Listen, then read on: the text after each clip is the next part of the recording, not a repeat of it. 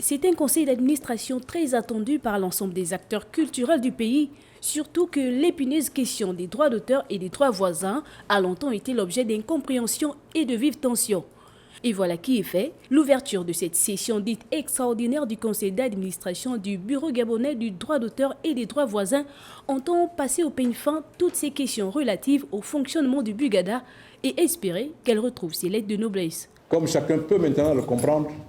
la réforme du Bugada a été initiée dans le but de rechercher la performance et l'efficacité dans la résolution des problèmes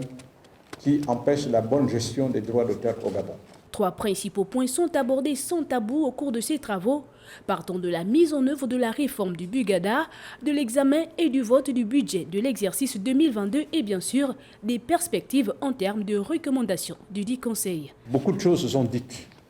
autour des droits d'auteur. Des choses qui sont vraies, d'autres qui sont fausses. Je voudrais donc que vous saisissiez tous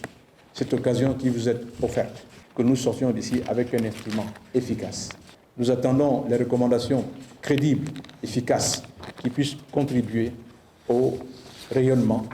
et à l'efficacité du Bugada pour l'intérêt des artistes. Le Bugada, cet organisme de gestion des droits d'auteur mis en place par l'État gabonais, a pour mission de protéger et gérer les droits des auteurs d'œuvres littéraires, scientifiques et artistiques, des artistes, interprètes ou exécutants, des producteurs de phonogrammes et des organismes de radiodiffusion et de télévision, mais surtout de répartir les droits d'auteur entre les auteurs ou leurs ayants droit, de recevoir et enregistrer après vérification par la commission compétente les déclarations des œuvres faites par les auteurs ou leurs ayants droit.